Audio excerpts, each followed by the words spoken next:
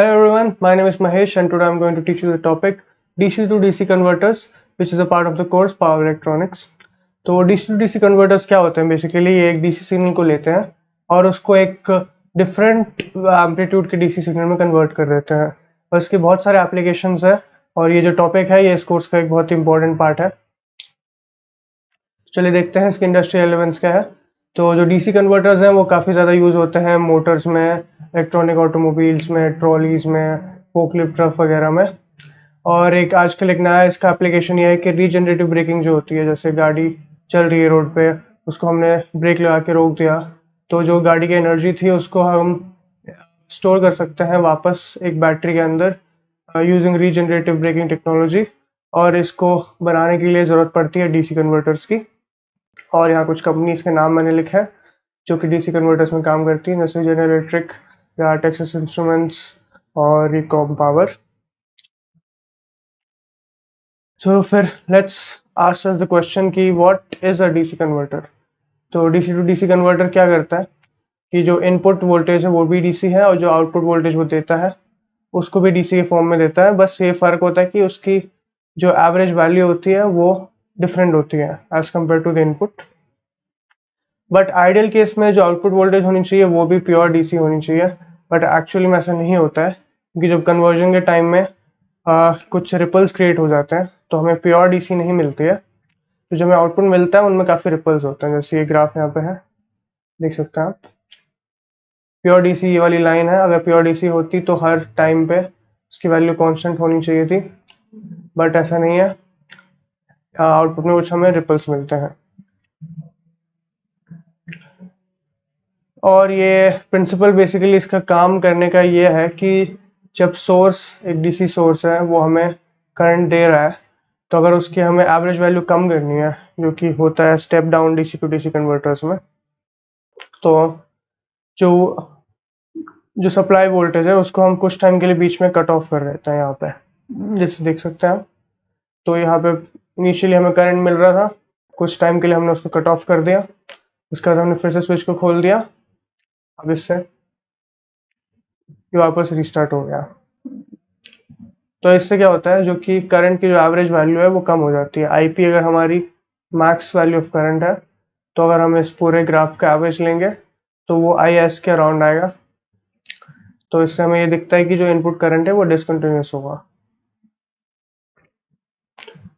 Next कुछ देखते हैं कि कुछ परफॉर्मेंस पैरामीटर्स क्या है। इन परफॉर्मेंस पैरामीटर्स को यूज़ करके हम ये बता सकते हैं कि कोई DC टू DC कन्वर्टर कितना एफिशिएंट है, वो कितना अच्छे से काम कर रहा है। तो पहला हमारे पास है VA, जो कि है एवरेज लोड वोल्टेज। ये बेसिकली एक सिंपल एवरेज है। अगर हमारे पास मान लो लोड वोल्टेज VL है which is a function of time, तो इसको हम करेंगे integrate from VL 0 to T 1/T। तो ये हो गया average value of the load current. Next आता है average value of the load current. ये भी सिमिलरली डिफाइंड है। अगर लोड करंट अगर IL माने हम, तो IL को हम करेंगे integrate from 0 to T 1/T। तो T जो है यहाँ पे टाइम पीरियड है लोड करंट का। तो अब हमारे पास एवरेज लोड वोल्टेज और एवरेज लोड करंट आ गया, तो इसके हम एक नई क्वांटिटी डिफाइन कर देंगे which is the DC output power. ये बस प्रोडक्ट है IA और VA का। नेक्स्ट आता है हमारे पास V0 which is the RMS load voltage. तो जो RMS लोड वोल्टेज है वो हम पहले स्क्वायर करेंगे, फिर उसको मीन लेंगे, फिर उसका रूट करेंगे। तो अगर VL है हमारे पास तो VL स्क्वायर, उसकी इंटीग्रेशन 0 से T 1/T, अब इस होल का रूट। तो ये RMS value of load voltage होगी। ऐसे सिमिलरली हमारे पास I0 है which is the RMS value of the load current. इसको भी हम सेम तरीके से लिख सकते हैं,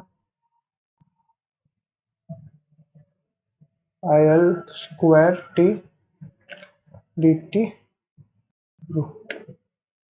तो अगर हमारे पास RMS लोड वोल्टेज है और RMS लोड करंट है तो इससे हमें मिल जाएगा AC आउटपुट पावर, जो कि है product of I0 and V0। तो ये कुछ यहाँ पावर परफॉर्मेंस पैरामीटर्स थे। नेक्स्ट यहाँ पे कुछ और परफॉर्मेंस पैरामीटर्स हैं। तो लास्ट स्लाइड में जैसे हमने डीसी आउटपुट पावर और एसी आउटपुट पावर निकाला था, तो जो कन्वर्टर है हमारा डीसी टू डीसी कन्वर्टर, तो उसकी कन्वर्टर की हमें एफिशिएंसी देखनी है। तो उसके लिए क्वांटिटी हम डिफाइन करते हैं न्यू सी, जो कि है P D C upon P A C. अब दूसरी क्वांटिटी हमारे पास आती है R M S ripple content of the output voltage. ये बेसिकली हमें बताती है कि जो आउटपुट वोल्टेज हमें मिल रहा है उसमें रिपल कंटेंट कितना है। तो रिपल कंटेंट जितना ज़्यादा होगा उतनी लो क्वालिटी की पावर होगी। हम चाहेंगे कि रिपल कंटेंट कम हो ताकि एक स्मूथ डीसी के पास हमारी वोल्टेज हो। तो इस क्वांटिटी का नाम वी आर है। V R equals to root V naught square minus V A square. तो वी नॉट यहाँ R M S load voltage है और वी है average value of load voltage. ऐसे similarly R M S ripple content of input current भी हम define कर सकते हैं आई आर। तो वो भी आई आई माइनस आई एस स्क्वायर है। तो आई आई यहाँ पे क्या है, आई आई है R M S value of supply current, और आई एस जो है वो average value of supply current है।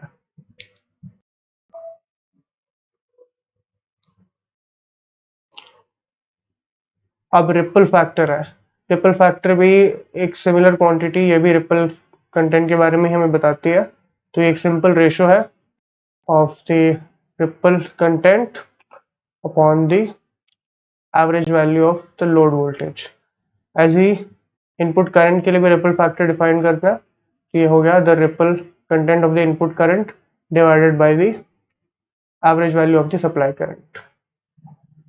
तो ये हमने कुछ परफॉर्मेंस पैरामीटर्स देखे, इनको कैलकुलेट करके हम बता सकते हैं कि कोई डीसी सोर्स कितना अच्छे से काम कर रहा है या उसकी एफिशिएंसी कितनी है और वो ट्रू डीसी के कितने क्लोज है।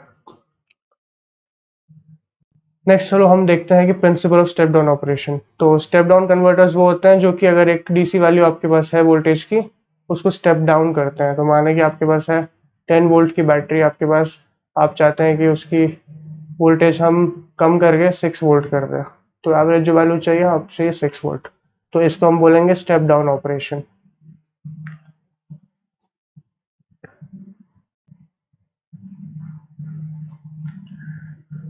स्टेप डाउन ऑपरेशन में क्या होता है, तो यहाँ पे सर्किट है स्टेप डाउन ऑपरेशन का। यहाँ पे हमारे पास सोर्स प्लस और माइनस सोर्स वोल्टेज है। यहाँ पे हमने लोड कनेक्ट कर रखा है आर।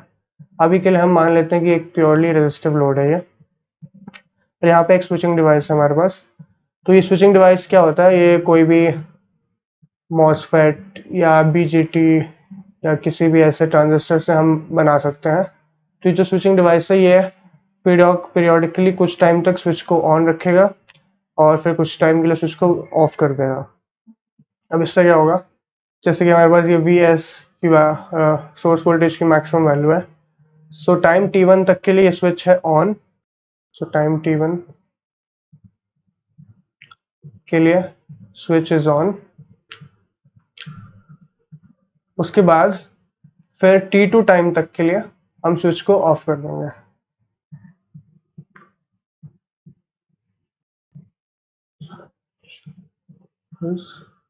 ऑफ। तो जब स्विच हमने ऑफ कर दिया तो जो लोड के अक्रॉस जो वोल्टेज है वो जीरो हो जाएगी उस टाइम के लिए जब स्विच ऑफ हो जाएगा।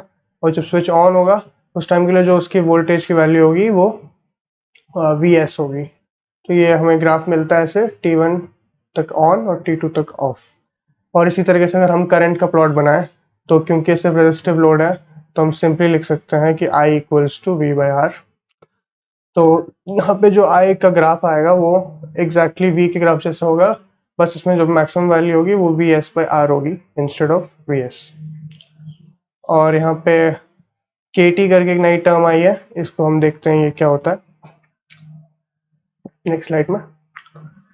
तो अगर ये हमारा ग्राफ है तो इस ग्राफ के लिए अगर हम average value of load current calculate करना चाहें तो हमें बस simply area of this part लेना है divided by the time period t। तो अगर ये t1 है तो that will be equal to V S into t1 plus 0 divided by t, capital T। और वही हमने यहाँ पे किया हुआ है। तो फाइनल आंसर हमें t1 into V S divided by capital T मिलता है। और जो ये 1 बाई t है इसको बेसिकली हम बोलेंगे फ्रीक्वेंसी f। तो यह है हमारी स्विचिंग फ्रीक्वेंसी।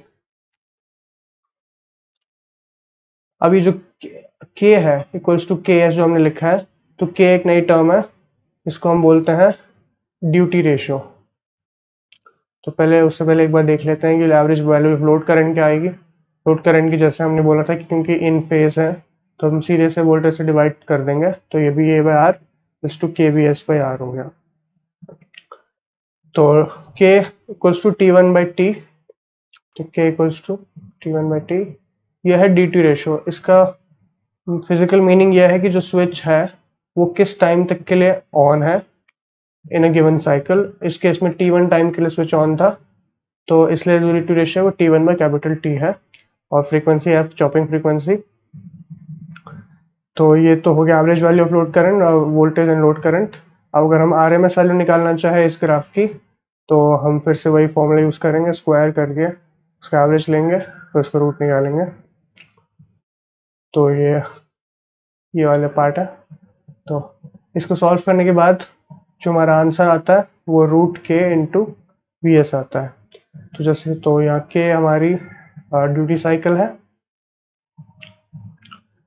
तो दैट वाज इट। हमने देखा कि हम कैसे निकाल सकते हैं performance parameters of a simple step down converter, और कुछ हमने परफॉर्मेंस पैरामीटर्स और देखे। Hope you all liked it.